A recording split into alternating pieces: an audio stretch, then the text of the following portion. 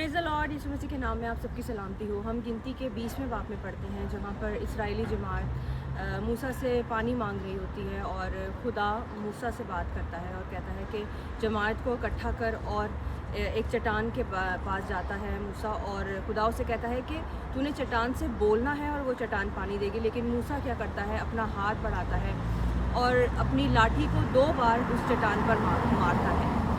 चट्टान से पानी तो निकलता है, इस्राएली जमात पानी पीती है, अपने मवेशियों को पानी पिलाती है, वो सब खुश हो जाते हैं।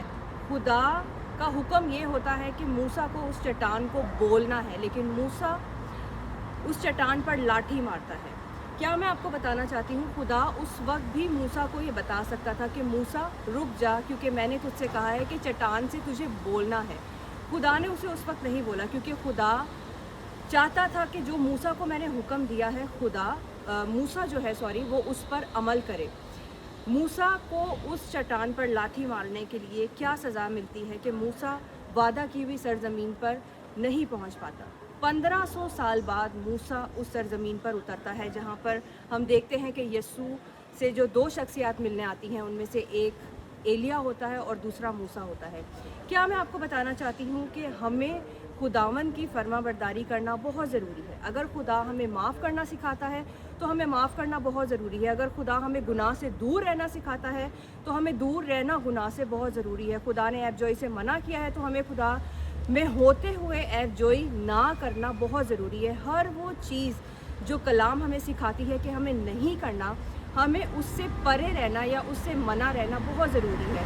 मूसा जो एक बहुत बड़ा लीडर था, एक खुदा का बहुत बड़ा मंसूर था, जिसने 25 लाख लोगों को मिस्र की ग़ुलामी से निकाला, वो खुद वादा की हुई सरज़मीन तक नहीं पहुंच पाया सिर्फ इसलिए क्योंकि उसने उस हुक्म को फॉलो नहीं किया जिस तरह से खुदा ने उससे कहा था। खुदा ने उससे कहा था तूने बोलना है, लेकिन उसने उस लाठी को 2 दफ़ा चट्टान पर मारा। आज हमें अपनी ज़िंदगियों पर गौर करने की ज़रूरत है कि ऐसी कौन सी बातें हैं जो खुदा हमें कह रहा है कि हमें वो नहीं करना और हम उन्हें अनसुना कर रहे हैं, हम उन पर गौर नहीं कर रहे और हम वो काम किए जा रहे हैं। क्या हम उन गलतियों की वजह से या खुदा के उन हुक्मों को ना मानने की वजह से खुदा की बादशाहत को तो नहीं खो रहे? इस दुनिया में रहना और इस दुनिया से कूच कर अब्दियत में जाना सबसे इम्पॉर्टेंट है। सबसे ज़्यादा ज़रूरी चीज़ एक मसीही इंसान के लिए खुदा की बादशाहत है।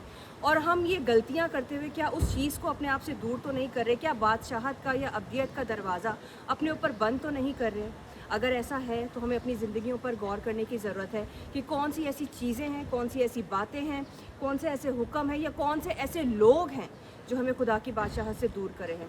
यीशु का नाम लें और उन चीज़ों पर गालिब आएँ, उन लोगों को, उन हरकतों को, उन गलतियों को, उन गुनाहों को, उन नाफरमानियों को अपनी ज़िंदगी से निकालें।